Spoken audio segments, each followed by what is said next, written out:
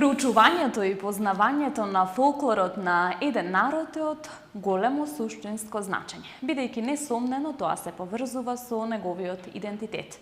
Има исто такво значење како што и културата, традицијата, јазикот и историјата на народот. Македонскиот фолклор изобилува со народни песни, народни ора, обичаи, традиции, верувања. И сето она кое што се пренесувало од поколение на поколение низ различните региони на една земја. Токму за оној македонски фолклор преку кој што се пренесувале различните емоции, љубовта, тагата, стремежот, копнежот, во Скопскиот регион. Ке говориме денеска во ова издание од Скопје ми е дома на вистинска телевизија.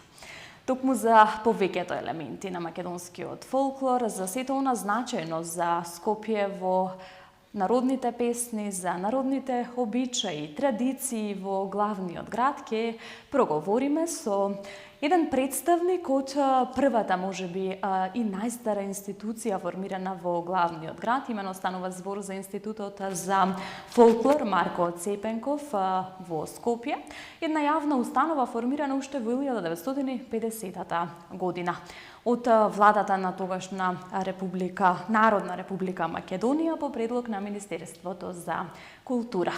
Научна јавна институција, односно јавна установа, која што од 1950 па се досега представува едно обележје и место каде што се чествуваат сите елементи на македонскиот фолклор.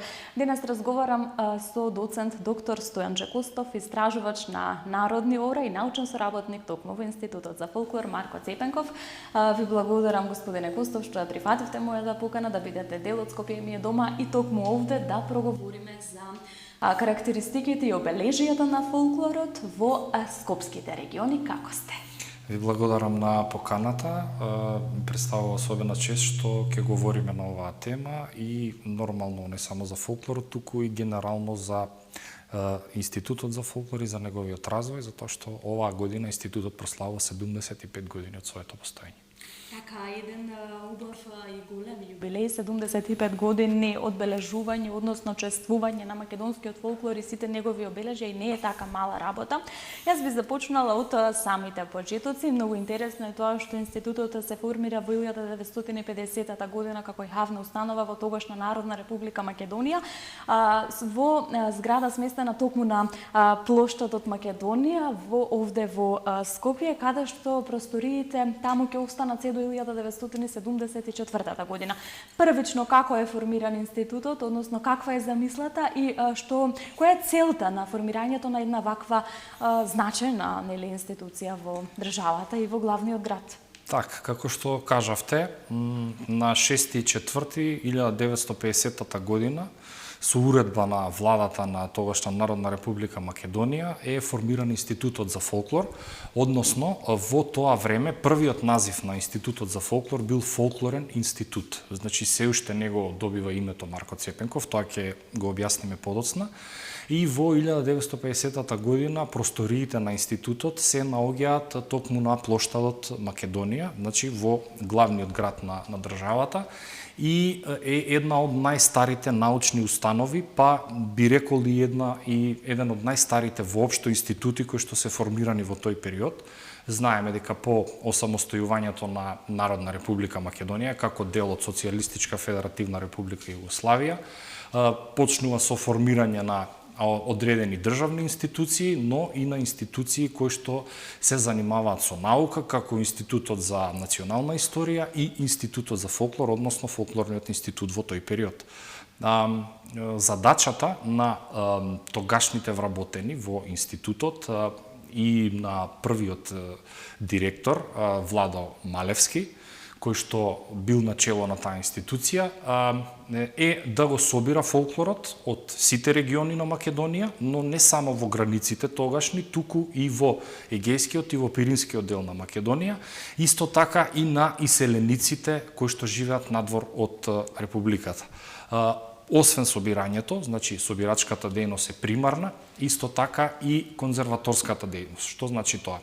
Тоа значи дека сето она што е собрано на терен да се запише, да се обработи И третата дејност е публицистичката, она која што треба да допре до пошироката јавност.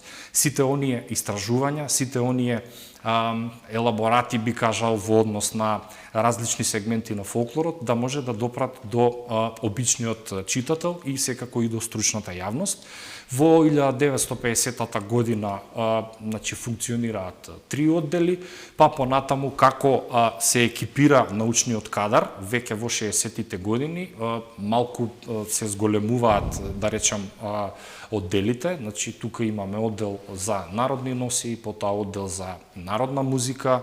Тука ќе споменам дека во 1953 година прво издание воопшто како книга која што е издадена од Институтот за фолклор е изданието Македонски народни ора, издадено од како автори се јавуваат Живко Фирфов и Ганчо Пајтонџиев, на кое што се забележани околу 20 ора од различни региони на Македонија, нели, во тој период. И сега понатаму, значи споменавте дека до 74 година институтот се наоѓа во самиот центар, но веќе од 74 година просториите се префрлуваат во Капиштец, значи тоа е денеска позади Министерството за економија и до денес функционира таму. И морам да напоменам дека не е тоа посебен објект, туку е во делна стамбена зграда, значи на приземјето, значи има простории во кои што функционира денеска институтот. И нормално сите се залагаме тоа да биде некој посебен објект, но сега за сега тоа ќе видиме како ќе функционира понатаму. За сега е добро и се надеваме дека нели ќе се најде слух да се обезбеди посебен простор, односно посебен објект, да кажам, за самиот институт. И доаѓаме до моментот каде што во 1979 година Институтот за фолклор го добива името Марко Цепенков по најистакнатиот, најплодниот собирач на народни умотворби, на фолклорни материјали Марко Цепенков. И тоа име го носи до ден денес. Така, колку во тој период, еве 1950 година, односно 75 години до ден денес, колку била потребна и колку значела во тој период една ваква научна установа, институција за државата, тогашна и за нели главниот град? Па да, со оглед на тоа што повеќето институции биле овде во самиот град, нормално дека освен за град Скопје како главен град престолнина нели на тогашната Народна република Македонија, значел многу и за цела држава. Морам да напоменам дека во тој период се вршени голем број на теренски истражувања и освен тоа што тогашните научни работници оделе на терен и ги собирале тие материјали, ги снимале на магнетофонски ленти, значи со магнетофон. Сега за помладите генерации ќе објаснам дека денеска сите имаме телефони, можеме се да снимиме, можеме се да сликнеме и така натаму, меѓутоа во тој период било навистина многу макотрпно и тешко, затоа што технологијата била многу тешко достапна и не била толку развиена, така што сите истражувачи морале со себе да носат магнетофон кој што тежи 5-6 па и повеќе килограми и тоа да одат на терен и да ги снимаат нивните соговорници за да им ги отпеат тие песни, да им ги раскажат тие приказни како било во минатото и сето тоа да се архивира на магнетофонска лента и потоа истиот материјал да се отчука на машина, значи повторно ќе кажам немале тогаш компјутери, туку машини за пишување и сето тоа да се архивира во депото на институтот. Кога сме кај овие материјали, рековте дека на вистина е големо значењето, не само тогаш, туку и ден денес, затоа што Институтот за фолклор располага со повеќе од 4000 магнетофонски ленти кои што се чуваат во депото на институтот така, на соодветен. Да, тоа е зачувано, да, и во последниве 10 години институтот има неколку проекти кои што се однесуваат на дигитализација на тие магнетофонски ленти, што значи дека од 4000 магнетофонски ленти некаде околу 1200 до сега се дигитализирани. Може би во иднина, да речеме за некои 5-6 години ќе се заврши целиот тој процес, затоа што верувајте дека е многу макотрпна таа работа.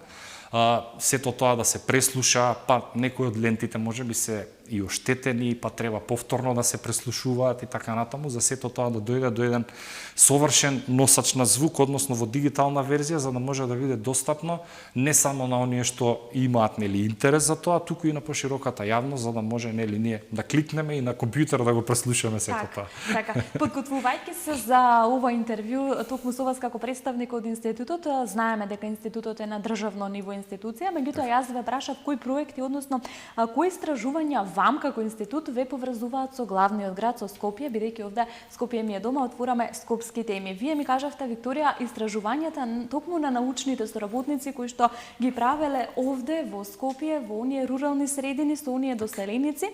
Ајде малку повеќе за таквите истражувања. Па вака, во тој период многу од луѓето кои што живееле во руралните средини, нормално поради подобар начин на живот, поради подобра екзистенција се преселуваат овде во главниот град и многу често во записите на Ганчо Пајтонџиев, кој што тогаш бил истражувач за народните ора, тој умесно знаел како да им пристапи и како да ги покани во институтот, значи да дојдат во просториите на институтот во Скопје, за тој да ги сними, значи не тој да оди кај нив, туку тие да дојдат во институтот. Значи ли тоа дека сите тие доселеници си носеле дел од својот фолклор? Така, и токму заради тоа во записите, ако се анализираат, да речеме, на Пајтонџиев, може да сретнете песната Распукала Шарпланина и пишува Скопје. Меѓутоа Скопје затоа што тоа е местото на снимање.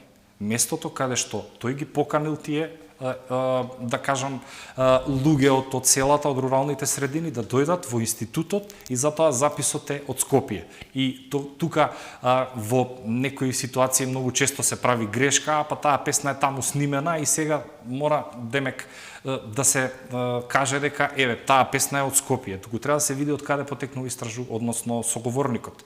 А истражувачот тоа го забележува дека мора да се знае од каде потекнува самиот соговорник, на која возраст е и каде е направена снимката. И затоа е исто таа истражувачка работа многу интересна за да се дојде до одредени податоци.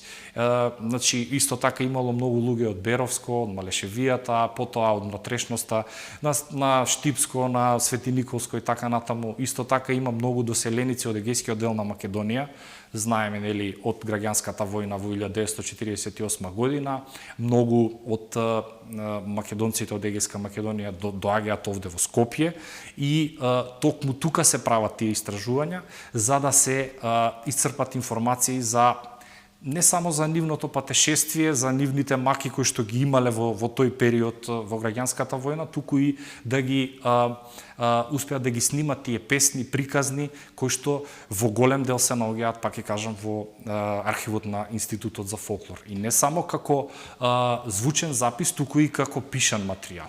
И тоа е навистина едно огромно богатство кое што сведочи за многу настани, за многу животни судбини кои што да кажам придонесуваат за нашиот идентитет, значи за она што во суштина сме ние и за луѓето кои што во тие години го доживеале и така ние можеме тоа да го поврземе со нашиот идентитет и со нашиот фолклор.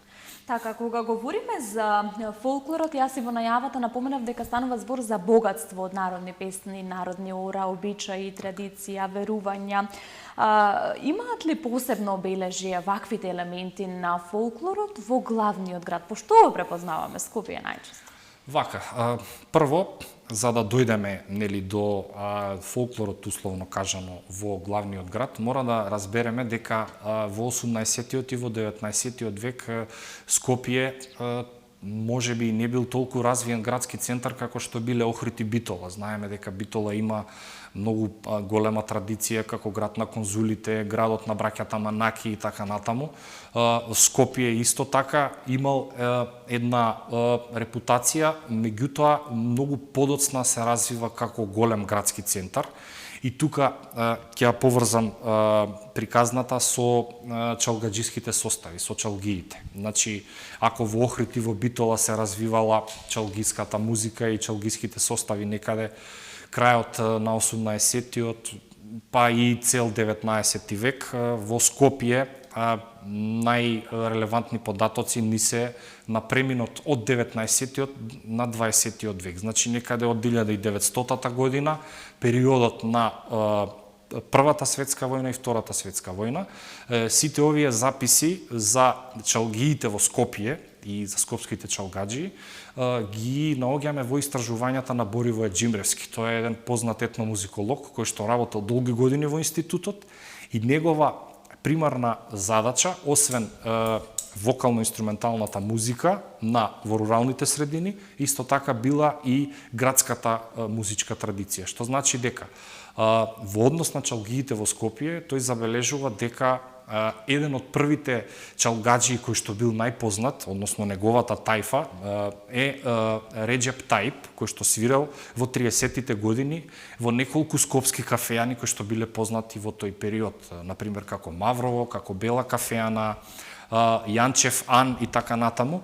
Значи, неговиот состав од инструменталисти кои што свиреле на кларинет, тој бил виолинист, потоа ут, лаута, тамбура, дајре, односно, да, добро кажав, лаута, дајре и тарабука, тамбурата спаѓа во некои други инструменти, значи се чувствува културниот живот на Скопје, иако во тој период знаеме дека Скопјани преживуваат многу премрежја, значи со завршувањето на Првата светска војна па почетокот на Втората, без разлика, значи луѓето имале можност да ги слушаат најдобрите чалгаджи од Скопје, па дури и снимиле во Белград и неколку плочи со чалгаджиски мелодиски линии кои што тие ги свиреле. И тука можам да кажам дека освен македонски песни кои што тие ги научиле нели од нивните предци, тука свиреле и турски песни, турски маршеви, еврејски песни, затоа што знаеме дека нели во тој период во Скопје живееле и доста евреи, така што тој состав бил еден да кажам универзален музички состав што можел да свири повеќе стилови и повеќе различни да кажам различна музика од различни народи, како што кажав, на турската музика, македонската. Вие споменувате и старата скопска чалгиска група и секако чалгискиот состав на радио телевизија Скопје од 1965 година, а јас овде ќе се надоврзам и со најновата книга, можеби на една ваша колешка која што излегува од печат Македонската чалгија, преку која што ја представува нели чалгијата како еден вид на музика, Охрид, Битола, Скопје. Исто така, вие ќе ни кажете малку повеќе за тоа. Да, тоа е книгата Македонската чалгија, првото издание на мојата колешка доцент доктор Александра Кузман, која што во Институтот за фолклор се занимава со инструменталната музика генерално, не само со чалгиската, туку и со она инструментална музика која што се сретнува и во руралните средини, но во ова издание ги надополнува истражувањата на Боривој Џимревски и голем дел од чалгиите кои што во тој период музицирале, некои од нив, да кажеме, престанале, некои се возобновиле и на некој начин се дава една паралела помеѓу историјата и сегашноста, односно актуелните чалгиски состави кои што се сретнуваат во Охрид, во Битола, во Скопје, во Велес и така натаму, што значи дека на вистина чалгијата представува еден вид на градска култура, градска музичка традиција, која што на вистина има многу талентирани музичари во тоа време, а сега во овој период значи имаме и наследници кои што ги продолжуваат, да кажам, нивното музицирање, свирките и така натаму. Како истражувач на народните ора, кои народни ора биле специфични за главниот град? Можеби од тогашниот период кои што останале до ден денес да се играат во овие региони? Вака, значи во главниот град, како што кажав, тука може да направиме една паралела во однос на регионите кои што гравитираат околу Скопје. Значи тука ни се Скопска Црна Гора, Скопска Блатија, Скопски Дервен, Скопски Каршијак И луѓето од овие предели, кога почнуваат да се доселуваат во градот Скопје, почнуваат на некој начин да негуваат една градска традиција и значи тука веќе, да кажам, во периодот по Втората светска војна, многу повеќе почнуваат, нели, да ја напуштаат онаа традиционална носија, да ги напуштаат традиционалните обичаи, па и повеќе, нели, да ги празнат селата, а повеќе да се населуваат во градот, нели, поради различни причини, и на некој начин дел од нивните ора кои што тие ги играле во минатото, да почнат да ги изведуваат во еден малку поинаков градски стил. Да речеме,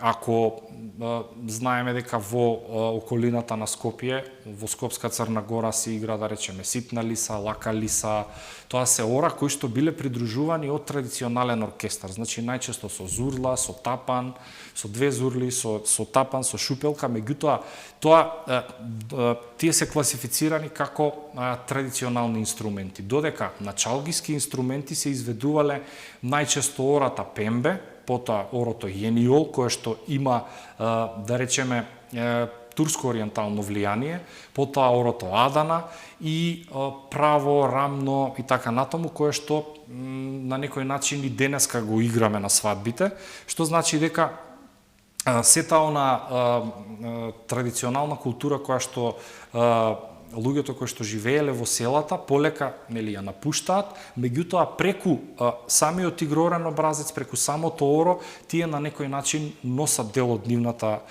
култура во самиот град. Меѓутоа тој процес е навистина има многу да се зборува за тоа напуштање на старите традиции, па тоа неизбежно преминување во нешто модерно. Сме успеале ли да сочуваме нешто од тогаш?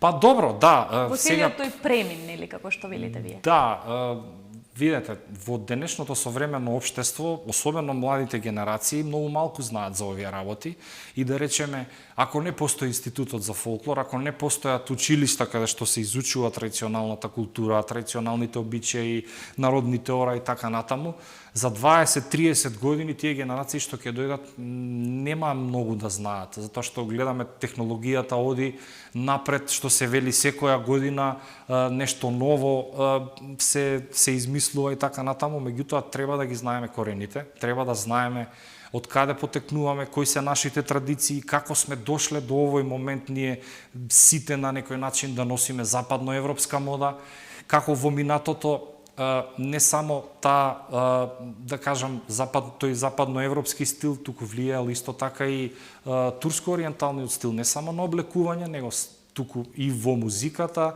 и во одредени обичаи, па и во јазикот. Ние знаеме дека во јазикот имаме многу турцизми кои што и ден денеска ги употребуваме, така што битно е и во денешно, во современо општество, ќе кажам кои се, да речеме, остатоците, ајде, накратко, во однос на орската традиција. Во однос на орската традиција, орото правото е оро кое што, според некои податоци, се смета дека се играло и уште пред неколку векови. Значи, две напред, едно назад, тоа нема кој не го знаел во минатото. Сега, ако ги анализираме денешните свадби, едно од наједноставните ора кои што и ден денес се игра е токму правото и кое што е прифатливо за секоја популација. Значи може да го одигра и дете од 7-8 години, па се, нели, до повозрасни луѓе, но исто така и помладите можат да го одиграат. Тука ни се ората Пајдушко и Елено моме, кои што на некој начин се 3 ора кои што останале да се играат и ден денес. Сега, нормално, тука во различни региони на свадбите се играат различни ора. Да речеме, ако отидете во Малешевијата, во Делчево, во Берово, ќе видите дека таму, освен овие 3 ора, ја играат и Малешевката, која што е неизбежна за тој предел. И многу е интересно што младите... Има ли Скопје препознатливо ора? Пембе. Значи, пембе се играло и во Велес, се играло и во Скопје. Меѓутоа, како препознатливо, ајде да речеме дека пембе можеби најмногу се играло во Скопје и во Скопскиот регион.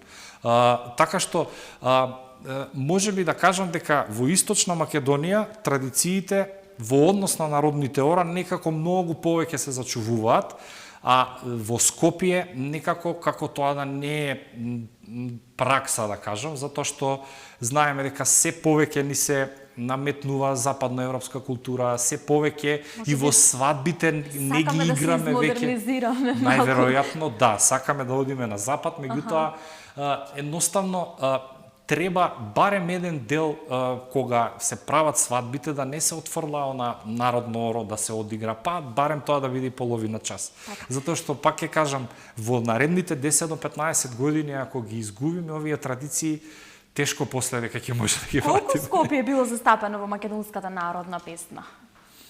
Па добро, Скопје е како главен град на вистина многу опеан во минатото и исто така е и мотив за новокомпонираните песни, односно и авторите на ново создадена македонска авторска музика да пишуваат за самиот град.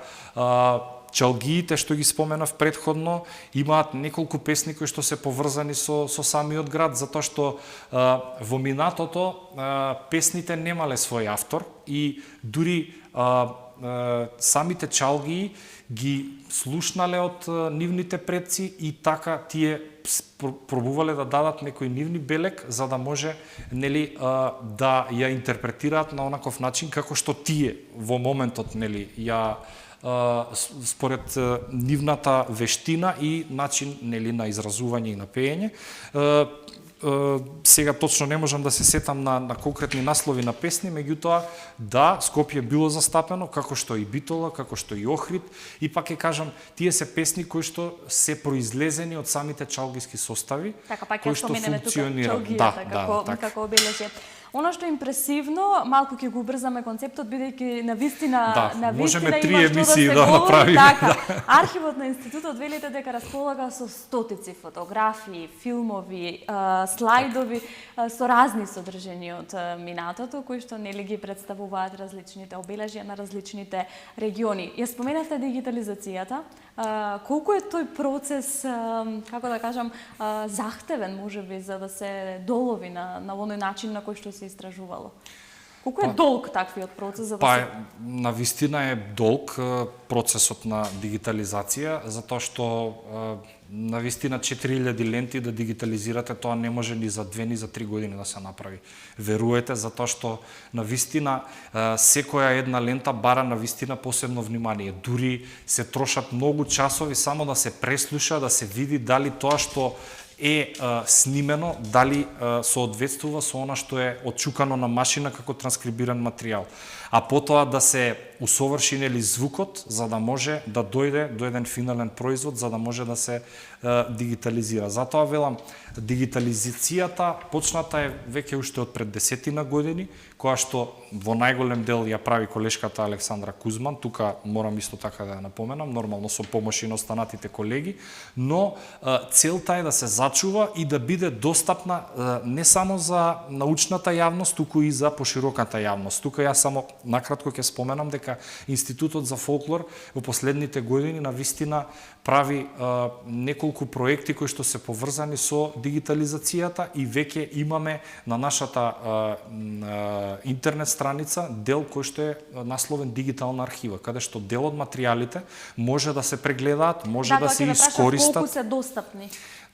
Значи вака, архивата е огромна на институтот, меѓутоа еден дел веќе почнуваме да го доближиме до пошироката јавност, затоа што мораме дигиталните технологии да ги искористиме на правилен начин и да ги искористиме за да може да ги доближиме повеќе до младите, затоа што знаеме дека на младите денеска им е достапно се на еден клик. И затоа наша интенција е да биде тоа што повеќе достапно, да не мора да доаѓаат во институт, па да ги преслушуваат лентите и така натаму, туку тоа да биде на еден начин на кој што ќе можат да отидат на интернет страницата, да си влезат со, да речеме, со сопствена лозинка и одредени материјали да може да ги користат. Секако тоа е во тек и се работи и се надевам дека во наредниве години тоа ќе успееме да го реализираме.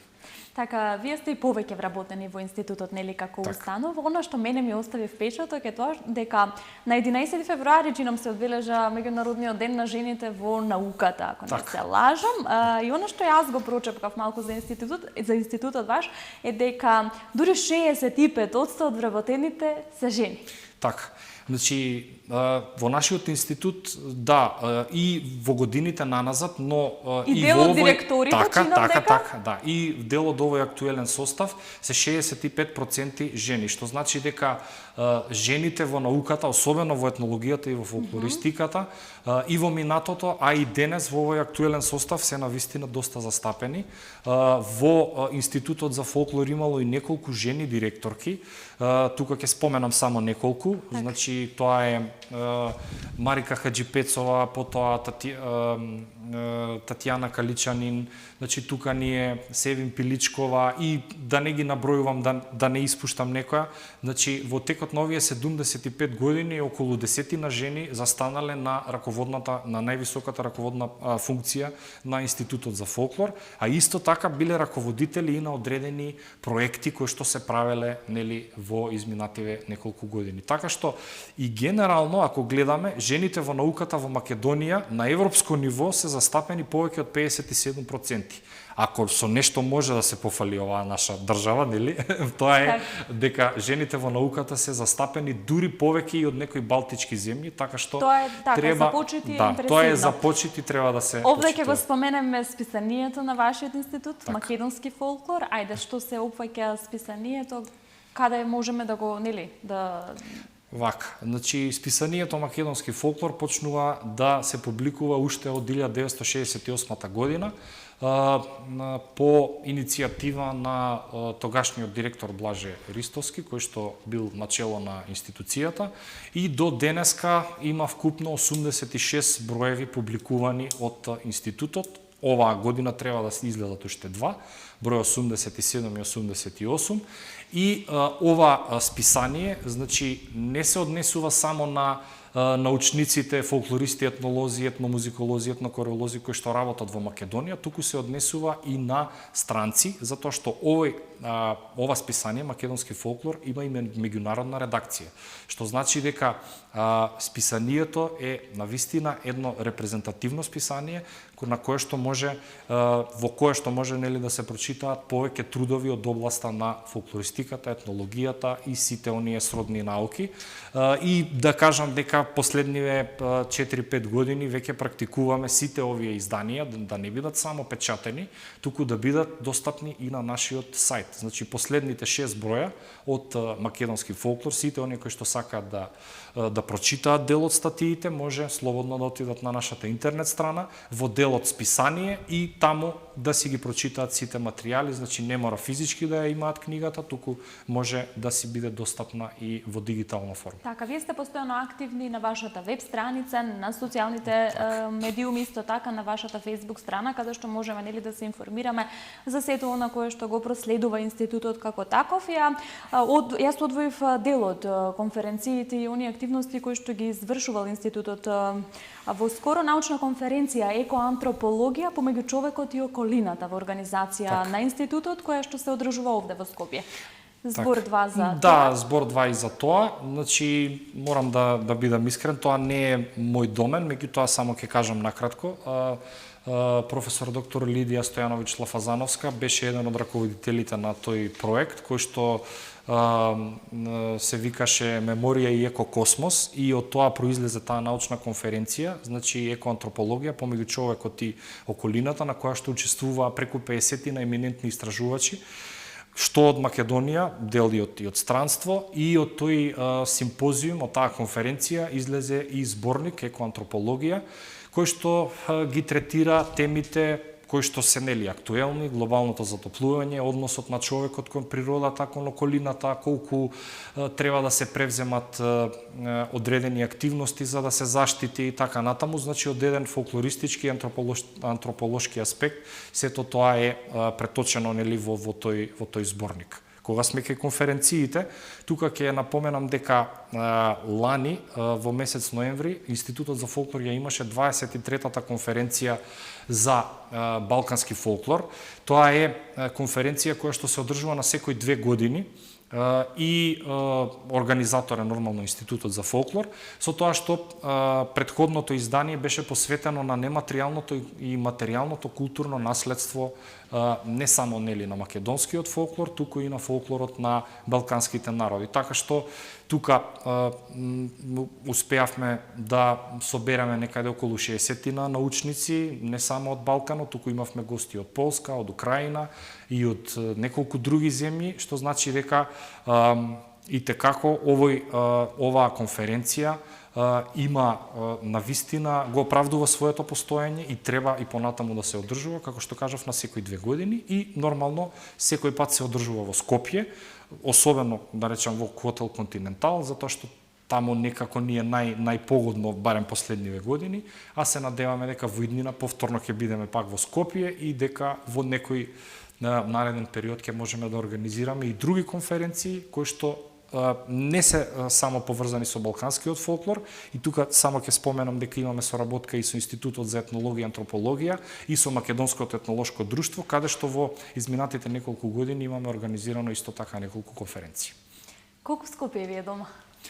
Скопје ми е дома затоа што Скопје е еден од, според мене, еден од градовите кој што е многу убав, кој што си го сакам, затоа што овде сум роден, овде сум израснат, значи секаде каде што одаме нели убаво, меѓутоа секој пат кога ќе се вратите во Скопје ви фали мирисот, да речам, на улиците, на липите, иако нели во зимно време знаеме дека е загадено, меѓутоа наше си е Скопје, какво е такво е, си го сакаме, особено да речам во кисела вода, затоа што јас сум од таму живеам и навистина ми е пријатно и се што се случува во Скопје е за мене уживање и да го посетам, да речеме, ако е некој културен настан или фудбалски надпревар или некој спортски настан, така што Скопје ми е навистина дома. Како истражувач на народните ора, како човек кој што се занимава и со фолклорот, со елементите на фолклорот, како дел од Институтот токму за фолклор,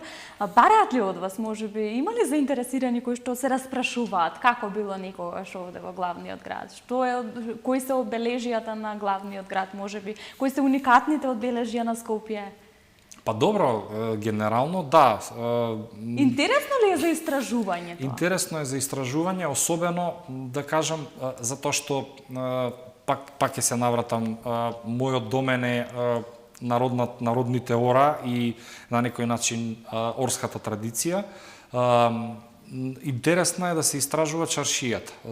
Пак ќе кажам заради чалгиите, затоа што нели архитектите ги бараат оние објекти кои што биле дел и од Отоманското царство, дел од Византија и така натаму, меѓутоа мене како истражувач повеќе ме интересира таа нематеријална култура, односно духовното наследство, песните, ората, обичаите и онаа музичка традиција која што се случувала во старата скопска чаршија, па и во Чаир мало, да речеме, затоа што таму се зачетоците на првите дуќани, фактички таму се формира старата скопска чаршија, која што ја знаеме и ден денес, и тука во тие кафејани се случувале навистина многу настани, кои што и претходно нели ги споменавме со чалгиите, така што за мене ова духовна култура е многу важна и навистина буди интерес не само кај мене, верувам и кај помладите.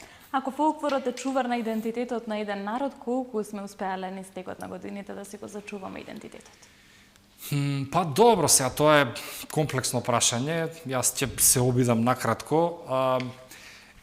Ова е ние сме успеале да го зачуваме и ќе успееме да го зачуваме, меѓутоа мораме многу повеќе да работиме на тоа како нашиот идентитет да го пренесеме на следните генерации.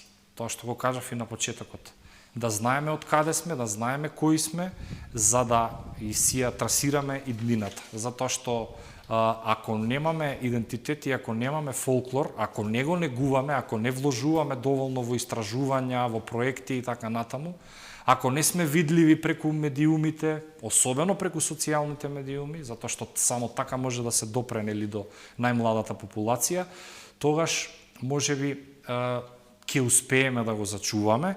Сепак, нели, кажав, покомплексно е прашањето, тука игра улога и политиката на самата држава, колку таа вложува во науката, а ќе кажам дека не вложува, значи тоа е навистина минимални средства се одделуваат за науката, особено за фолклорот, и можеби во иднина за да се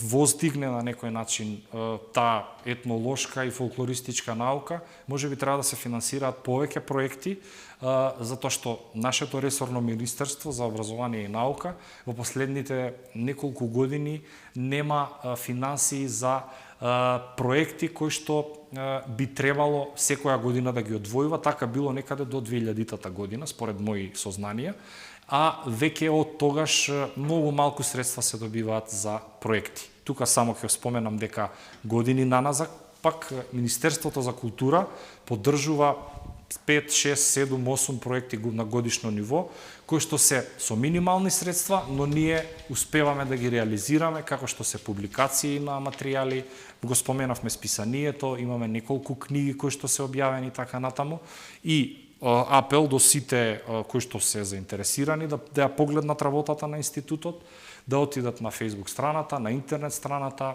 и некако мораме да бидеме погласни за да се дознае дека Институтот за фолклор е една од најстарите институции кои што 75 години функционира и се надеваме дека уште долго ќе опстои, ќе постои, затоа што Институтот за фолклор е буквално архивот на целата наша држава, освен нели архивот на Македонија, кој што исто така е еден од столбовите на нашиот идентитет. Така, и уште за крај со тоа ќе го заокружуваме ова наше дружење пред камерите. Кои се идните проекти од институтот поддржани, а поврзани со Скопје?